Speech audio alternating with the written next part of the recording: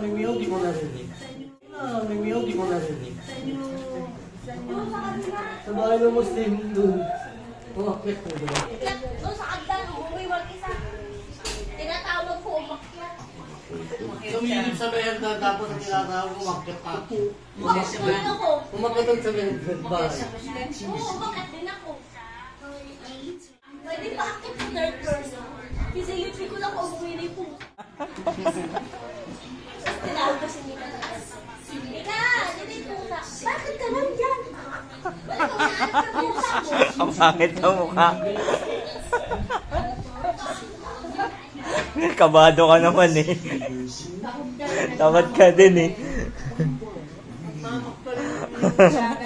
Wala ka na namang imik.